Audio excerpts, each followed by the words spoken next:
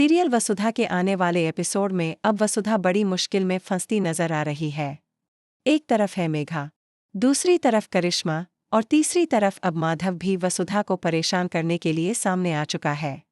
अब वसुधा, जो गले में देव के नाम का मंगलसूत्र बांधती है, उसी पर सवाल खड़े करने वाला है माधव।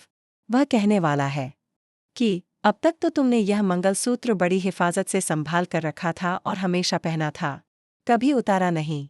लेकिन अब जब मेरी शादी तुमसे हुई है, तो इसके बदले तुम्हें मेरे नाम का मंगलसूत्र पहनना होगा। माधव का यह बदला हुआ रूप देखकर वसुधा हैरान रह जाती है।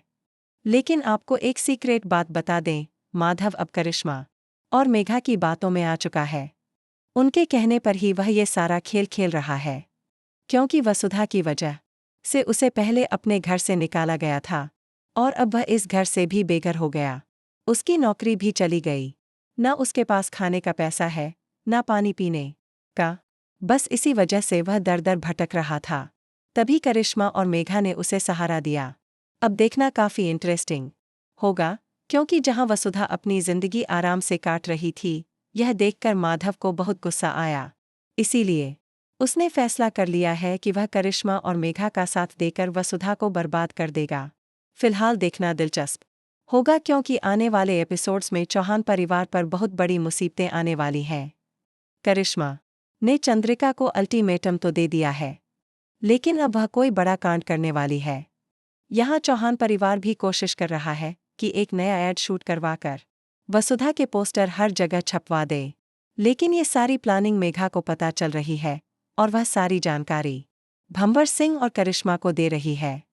अब चाहे जितनी भी प्लानिंग कर लें, उनका फेल होना तय है। लेकिन एक बड़ी बात यह है कि वसुधा को मेघा पर शक हो चुका है। उसे लग रहा है कि करिश्मा, मेघा, भंवर सिंह और माधव के बीच जरूर कोई न कोई कनेक्शन है।